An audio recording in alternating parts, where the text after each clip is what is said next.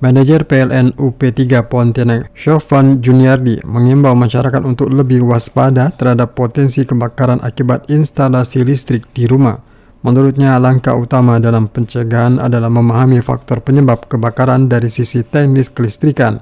Dirinya menyebutkan terdapat 3 faktor utama, yakni korsleting akibat kabel terkelupas, beban listrik berlebih, serta sambungan kabel yang tidak sempurna atau lost kontak. Korsleting umumnya terjadi karena kabel yang sudah rusak, penggunaan material tidak standar, maupun gangguan binatang pengerat. Sementara beban berlebih sering disebabkan penggunaan stop kontak bertumpuk yang melebihi kapasitas. Adapun lost kontak terjadi akibat sambungan kabel yang longgar atau perbaikan seadanya yang dalam jangka panjang dapat memicu percikan api. Lost kontak ini bisa terjadi pada sambungan kabel atau misalkan bisa antar kabel dengan kabel atau kabel dengan peralatan. Ya, contoh misalkan kabel itu pernah putus, namun ya disambung seadanya, dibelit seadanya, gitu ya.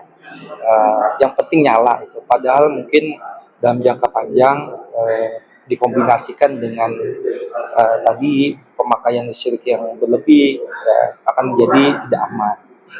Di sisi lain, Ketua Forum Komunikasi Pemadam Kebakaran Swasta Edi Zulkarnain menyoroti masih rendahnya kesadaran masyarakat dalam penggunaan peralatan listrik yang aman. Dirinya menyebut masih banyak masyarakat membeli kabel listrik yang tidak berstandar SNI atau sekadar asal bisa digunakan agar listrik menyala di rumah tanpa memperhatikan aspek keselamatan.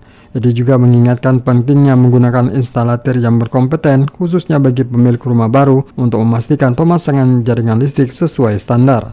Jadi saya ngerti untuk kelistrikan ini, makanya kalau misalnya saya memberikan simulasi kepada masyarakat, selalu saya mengatakan kalau bisa instalasi listrik di rumah-rumah yang baru itu coba cari instalator yang kompeten.